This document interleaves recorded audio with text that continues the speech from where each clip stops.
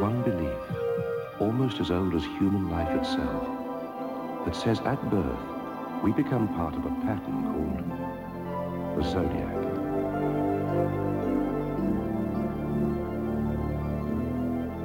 The belief is astrology, which says that if you were born at a certain time of year, whatever your country, race, or background, to know your zodiac sign is to know yourself.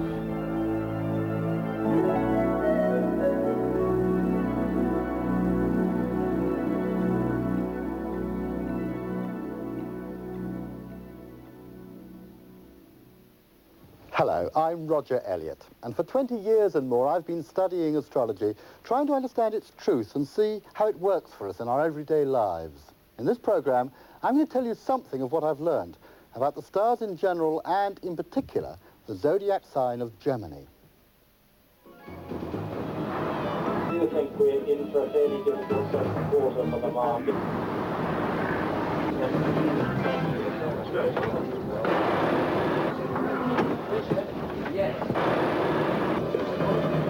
Yeah. Basically. Sorry, no, that's treasury.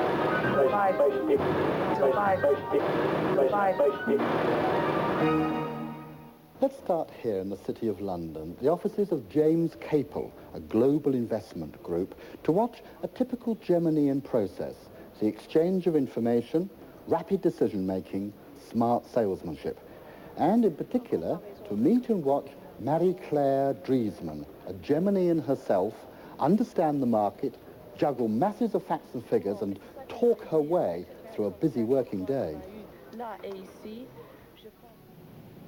And here, in Miami, Florida, we'll be following another form of communication. So a newspaper reporter... First Formosa, or Palm Beach Daily News, a press pass for tonight's game. Through Chris and Marie-Claire, we'll see the Geminian lifestyle at its most satisfying, dealing with communication and being on the firing line of life's events.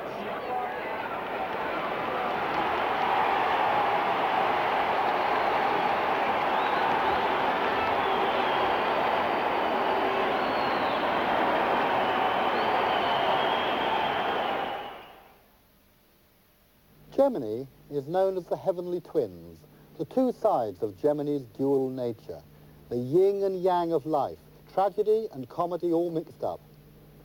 Everyone born under Gemini has this dual nature and can switch from laughter to tears and back again in a split second. They hate to stay set in their ways, stuck with routine. They're always on the move, physically and mentally, darting from place to place, idea to idea, never still. Get the good shot. I thought I saw you. Even passed on a couple of shots I thought you might have taken. And people leading a Gemini lifestyle always seem young, as though they don't want to grow up. Yeah, I think women do pay more attention to detail. They revel in wit, mental agility, and enjoying the company of people as agile and quick-witted as themselves.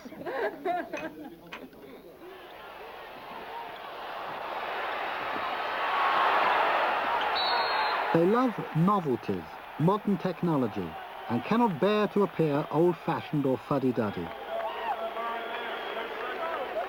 Gemini people are the bright youngsters of the zodiac, always first with a new idea, the original suggestion. All Geminians, whether presidents like John F. Kennedy, royalty like Prince Philip, actors like Laurence Olivier or Marilyn Monroe, and comics like Bob Hope, never fail to charm people, move them, touch their hearts. They are the great communicators, the ones with a message to impart. So, by now you must be wondering, how does he know Gemini is like this? And what does he mean, Gemini, the zodiac? How can the stars and outer space have anything to do with everyday life? Well, to answer these questions, we must take a journey into the past.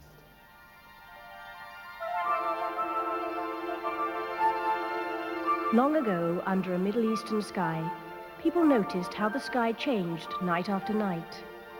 They gave names to these recurring patterns. The names of animals, representations of humans, and everyday belongings. They chose symbols with real character. The concentrated sting of the Scorpion, the wide-open spirit of adventure of Sagittarius. Each part of the sky, they noticed, seemed to refer to different qualities, different aspects of human life. So the whole circle of stars became a symbol for the whole of human experience. 12 different ways for life on Earth to unfold. And they named it the Zodiac. The Zodiac is important because it's the pathway along which the bodies of our solar system, the sun, the moon, and planets, travel daily. But each day, these bodies appear in a slightly different part of the sky. They shift through the Zodiac. And while the moon takes a month to go round the circle, the sun takes a year, which means 1 month in each Zodiac sign. So that's how the year has been split up into the Zodiac. But as you know, our Earth time is slightly at odds with the astral time. That's why we need a leap year every 4 years to get back into sync. And because of this difference, all signs change on slightly different days according to the year of birth. And many people are not sure what sign they are because they were born on the cusp between signs.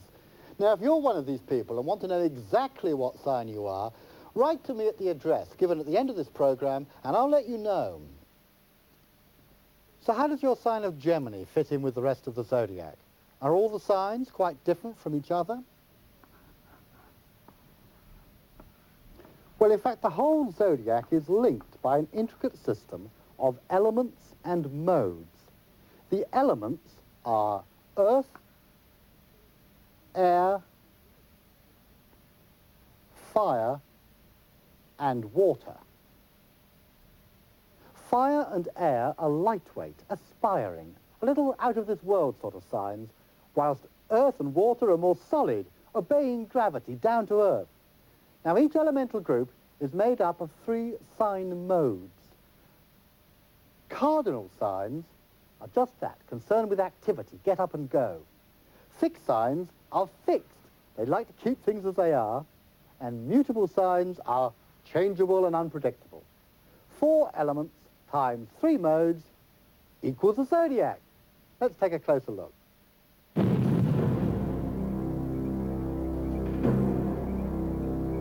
I am Earth, and my color is green. I embody the real world, the here and now.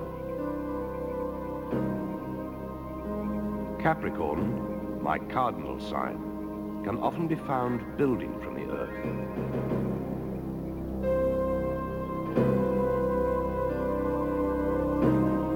Taurus is my fixed sign, and sometimes a tender of the Earth.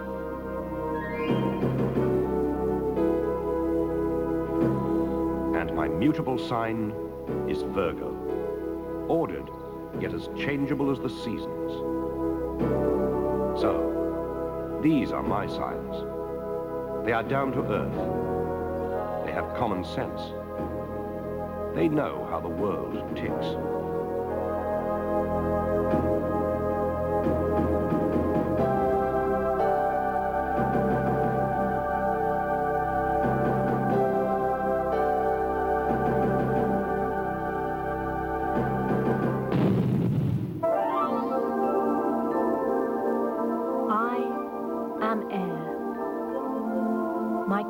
Is yellow, and I am the spirit of thought and reason.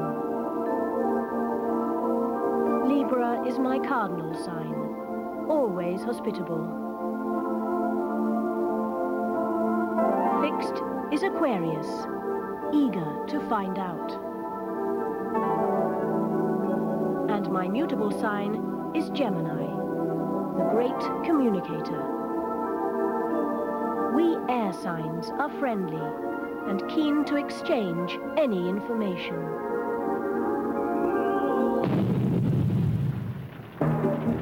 I am fire. My color is red. I am the spirit of energy, action, and enterprise.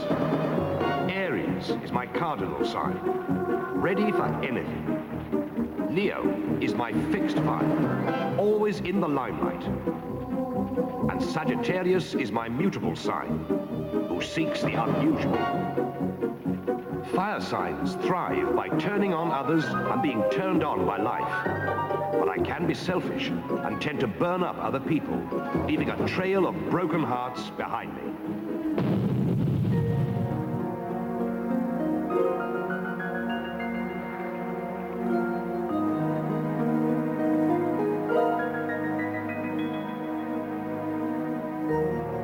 I am water. My color is blue, and I rule the soul, the kingdom of feeling and sensitivity.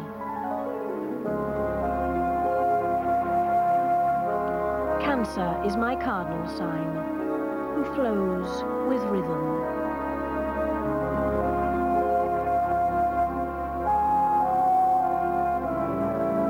Slow waters run deep. Scorpio is my fixed water.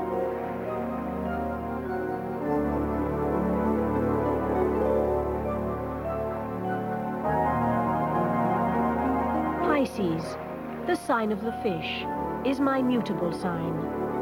And although they can sometimes be unreasonable, water signs like to flow with other people's feelings, using their abundant intuition.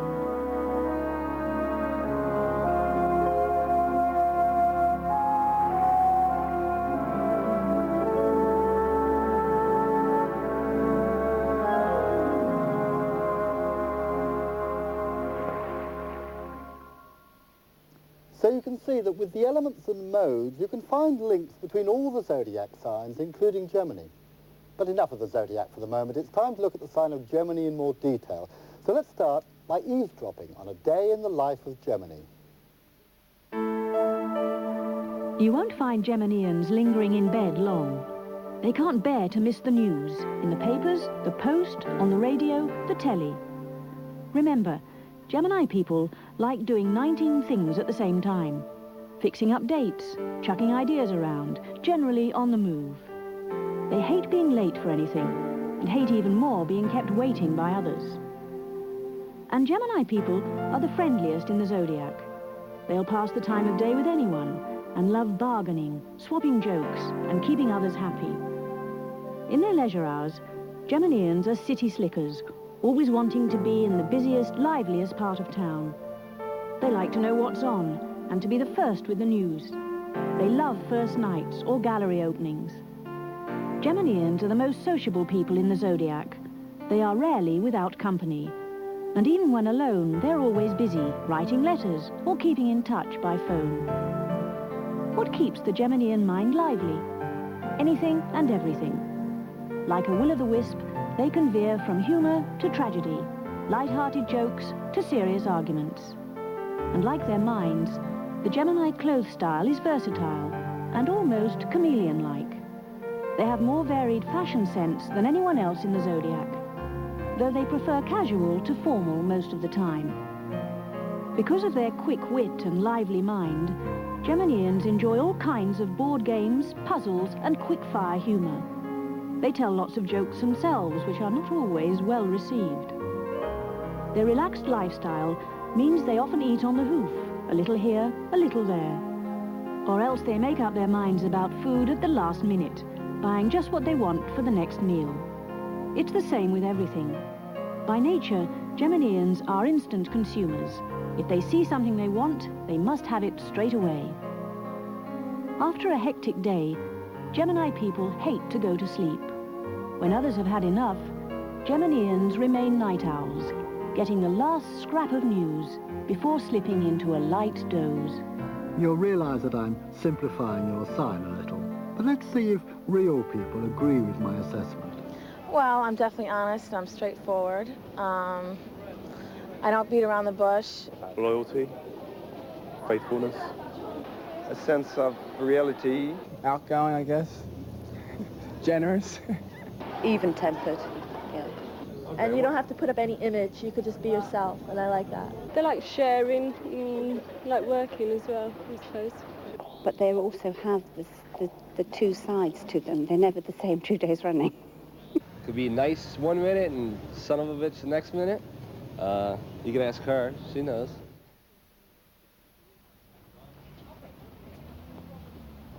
Chris, you're a journalist here at the Palm Beach Daily News. What areas do you cover? For the most part, Roger, it's politics in town, the individuals that come, and the art world and its environs here, and then some sporting events. A very varied choice of subjects there. Yes, I'm the general assignment reporter, and I like that because I don't really get pigeonholed doing one thing only. I get to do a little bit of everything. Do you think you always knew you were going to get into writing from an early age? If I always knew it, perhaps. Whether or not I followed that trail or not, I don't think so. I've kind of backed into it. What kind of kid were you? My parents will tell you that I was a kid always in trouble, always up to here in something that I shouldn't have been in. What, mischief? Mischief, sports, girls at too young an age, pulling ponytails, that sort of thing, you know. Well, this is highly appropriate because, you see, Gemini people are meant to be young at heart, young at mind. How do you contemplate getting older? Slowly and grudgingly. You think you might be the life and soul of the geriatric ward? Should that day come and I still be around? Perhaps. Do you foresee a long life for yourself, or do you not even think about it? I think not, probably. I think I'll be lucky to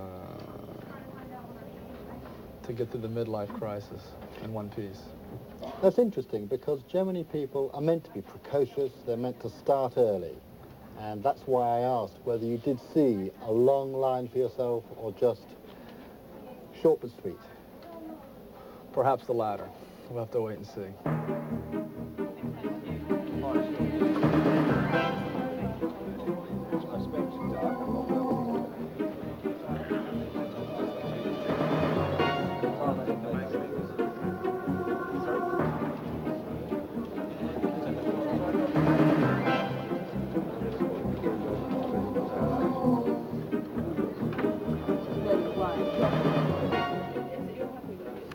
What Marie Claire is doing here is really the ideal Geminian career.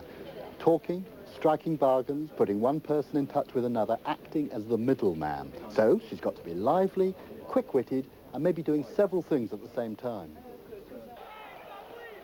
Here too, Chris has the ideal Geminian job, communicating with others, telling a story fast and factually, very much in the public eye, and enjoying every minute of it.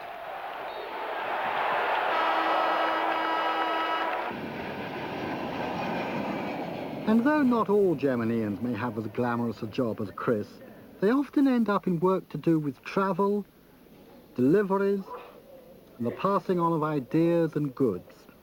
It's the same with teaching, commerce, selling or laying bets. It's the same Geminian impulse to do deals, swap information, and get ahead of others.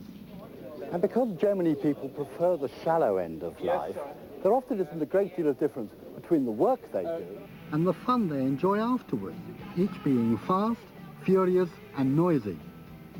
But wherever they are, whatever they're doing, Gemini people keep talking. It's their ideal form of relaxation. Because when they're having fun, they may pick up a useful tip for work, and when they're working, they can't resist having a bit of fun. In the wider issues of life, Geminians always believe in debate and open government. They love being in the thick of it, always stimulated by new sights and sounds, discussions and arguments. They're as busy as a London sparrow, and indeed the London cockney, chirpy, a bit of a wag, getting by on the skin of his teeth, is the archetypal Gemini figure. Here in the Geminian city of London is the perfect Gemini lifestyle. Gemini, as you've already gathered, is perhaps the most sociable of all the zodiac signs. You can waltz into any company, throw a few jokes and smiles around, and soon start chatting to everyone. You can fit in, you can adapt, and you can be the life and soul of the party. Sounds ideal, doesn't it? But there are built-in drawbacks to the Geminian character. People, I think, can sometimes find you too lightweight at times, frankly, too fickle. You can talk your way into falling in love and talk your way out of it, so people wonder whether you have any real deep feelings at all. And so you can see this character in every relationship that Gemini forms, from childhood to old age. So let's have a glimpse at how this lively personality of yours fares throughout life in the 7 ages of Gemini.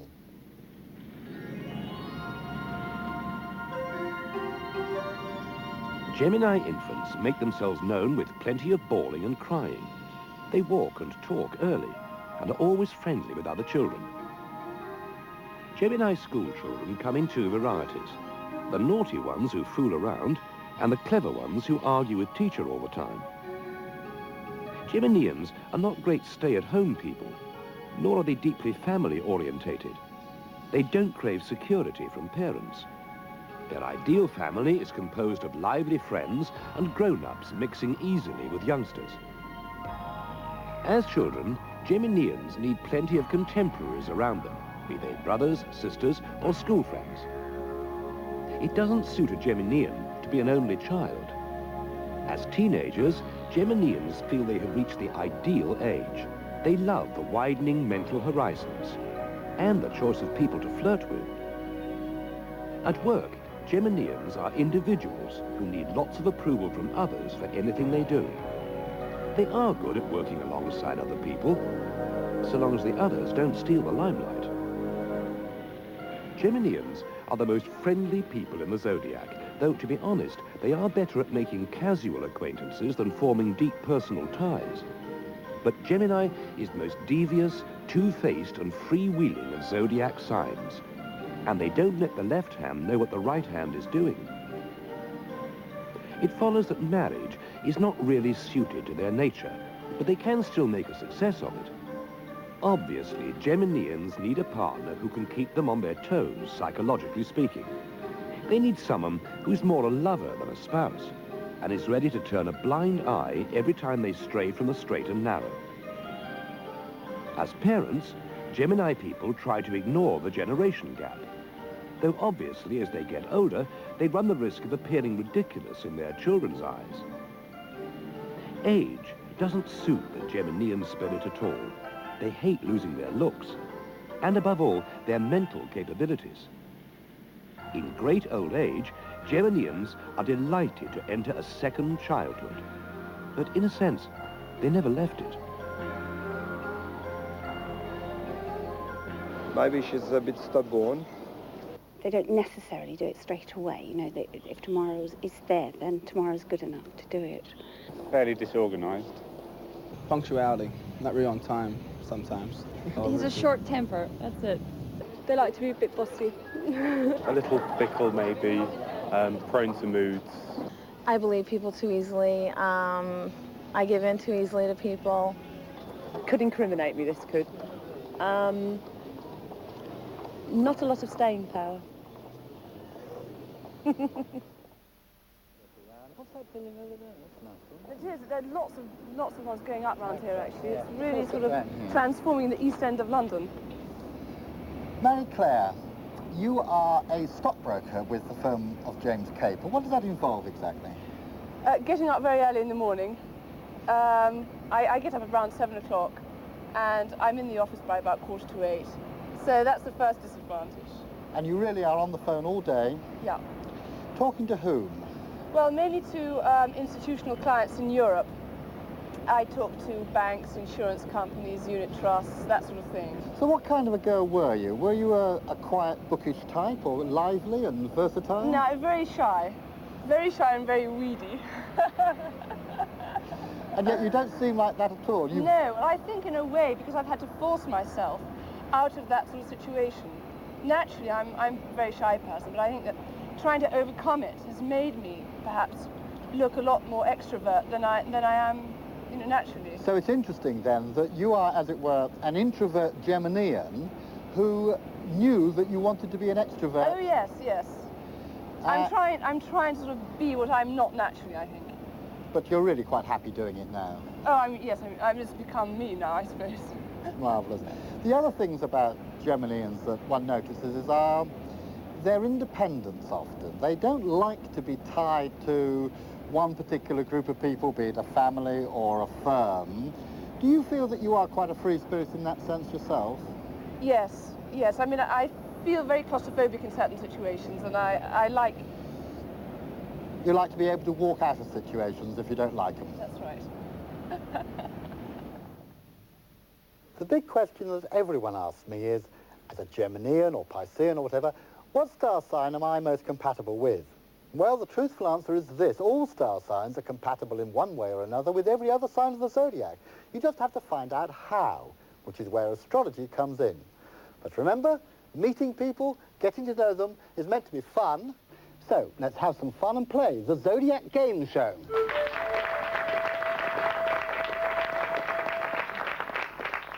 Thank you and welcome. And as you can see, I've got here 12 young people, one evidently from each sign of the zodiac.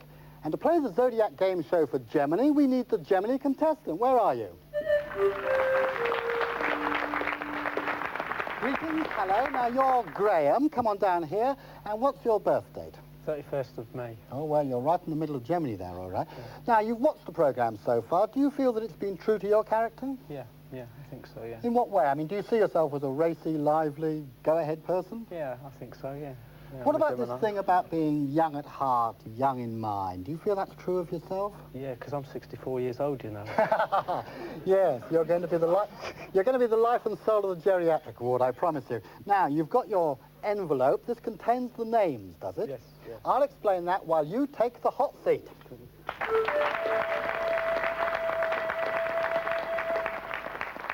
You see, the way we're doing this is, before the programme began, Graham spent an hour or two meeting the rest of the audience. And the point was that neither he nor any of them knew which zodiac sign they were. Just before the programme began, he went away and wrote down the names of two people. One, the person that he felt, after meeting them briefly, he admired. And secondly, the person that he genuinely liked and would like to spend more time with. So the fun of the programme is going to be this, that we are going to find whether the people that Graham has picked correspond with the zodiac signs that astrology says Gemini should have chosen. So obviously we have to find out who is compatible or not compatible with Gemini. So let's take a quick journey around the zodiac, starting with Aries. Honestly, Aries and Gemini can have a lot of high-spirited fun together, fast and furious, but it may not last long. Taurus is a solid, careful type, a bit set in their ways. They'll try to tie you down to a routine, Gemini, which you won't like. Now, you, of course, Graham, are a Gemini, and with your own sign, well, you're a pair of flibberty-gibbets, full of teasing and guessing. But what holds you together for long, I wonder? Next comes Cancer, a much more reliable and comforting sign, maybe a bit too smothering at times, too cosy for your liking. Moving on to Leo, and this is a marvellous partnership for you, Gemini. Warm, good fun, with a touch of showbiz glamour about it. Now, Virgo, and you can enjoy many intellectual pursuits together with Virgo, but sometimes you'll find them, well, a bit cold and heartless towards you at times. Halfway through the zodiac, so we come to Libra, and this is one of the liveliest friendships in all the zodiac, full of companionship and lively talk. Next comes Scorpio, and well, you are daggers drawn, poles apart, and yet that can be the attraction, the total difference between you. As for Sagittarius, this is a great liaison, a dangerous liaison, because you both love adventure and mischief. Capricorn, well, little in common here, really. But maybe every relationship needs a little bit of grit, something to bite against. Let's not forget Aquarius, which is a terrific choice for a Gemini friend. Rather oddball, but you like that. Very independent, the pair of you. Finally, last but not least, Pisces. And you're so similar in certain ways, so different in others. You're all head, Gemini. Pisces, all heart. So, Graham, that was my quick run through the zodiac. Did you recognise any signs there? Yeah, my brother's an Aries, and a few of my friends are Aries, and that sort of fits. Those are both of those, Aries and Gemini together. It's a very lively, extrovert kind of relationship. Yeah, do you notice any signs that you don't get on with? No, I wouldn't say I ever noticed any I don't get on with. Well, that is very typical, of course, of Gemini, the most sociable of all the zodiac signs. You can get on with everybody. Now we come to my choice. These, remember, are the ones that I feel Graham would first of all admire a lot. And I've made an unusual choice here, and I'm a little doubtful about it, but I have picked Capricorn. Come on down, Capricorn. Right, Simon, how do you feel that you might be a father figure to Gemini? I'm a bit worried about being a father figure. You think you're a bit young for that at the moment? I think so, yes. But seriously, I mean, in your own character, do you feel sometimes that you as a Capricorn do play a sort of a fatherly role, a serious-minded role to other people? I'm told that, yes. But you don't like to recognise it yourself? Well, that's probably true. All right, I admit it. That's very nice. Take your place, please. Now we come to my second choice. And remember, these aren't cast uncertainties. They're only possibilities that I'm putting forward. And in this particular case, the person that I feel Gemini would really warm to and like is Leo. Come forward, Leo. Hello, Anna. Now, you're Leo. How do you feel like being pals with Gemini? Very good. One of my best friends is Gemini. Oh, well, that's very nice indeed. Very nice. Good. Well, you're both lively and extrovert signs. Take your place beside Gemini. And now we come to the magic moment we've all been waiting for. The climax of the Zodiac game show, when we're going to find which names out of all these Zodiac signs Graham has chosen to be on his Geminian desert island.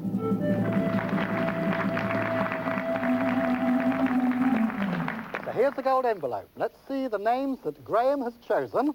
I don't know what... Oh, this is interesting. Virgo and Aquarius, come on down to your side.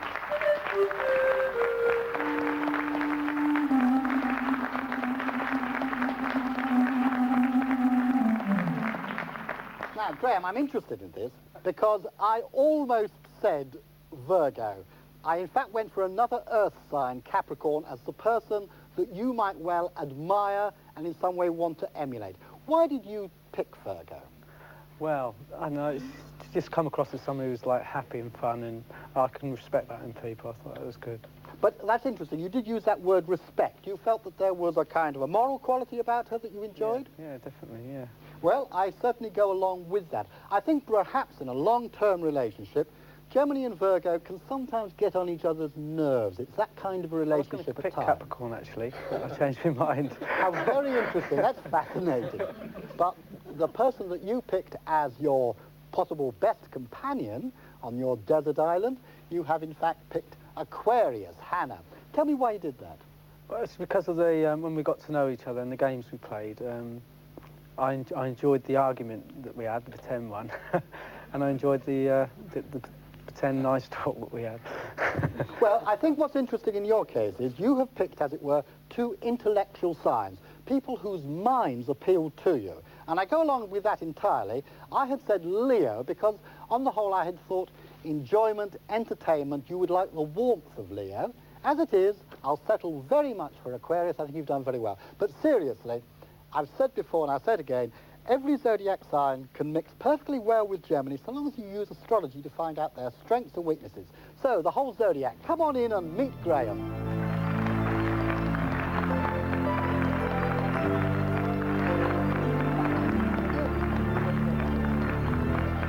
Let's leave them to it. Come with me, we'll have a quiet chat.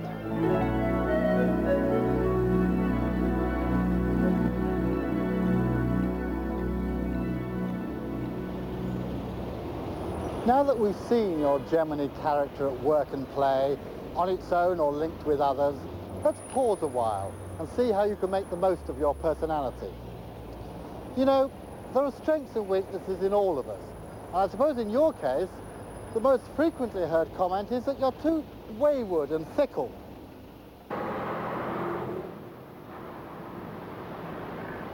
You jump from idea to idea, project to project, person to person. I mean, I know you have a low threshold of boredom. I know you enjoy the thrill of risk-taking, providing it isn't too dangerous. But you can get much more done, and you'll get the cooperation of people around you if you obey the rules, wait your turn, and get your life organized. Now that gets me to my next point. I know that you love speed and excitement, the feeling that anything can happen, something wonderful that can turn up any moment of the day. But this can make you shallow and lightweight, constantly at the mercy of any new impulse or fashion. So too often you go with the crowd. You can bend this way and that with public opinion, another typical floating voter. But remember one thing.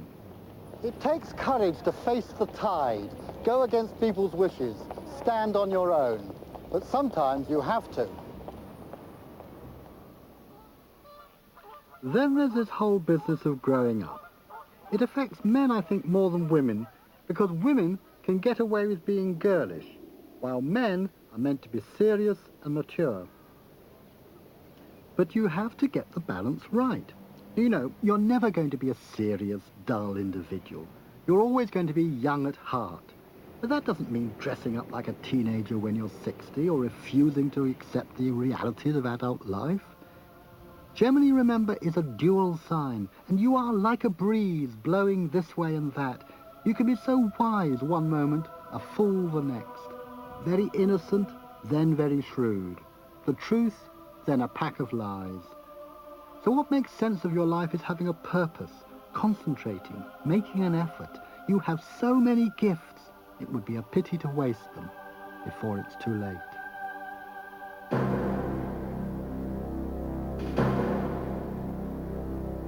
Finally, let's remember that we are children of this universe. Every atom of our bodies existed long before our Earth and our solar system came into being.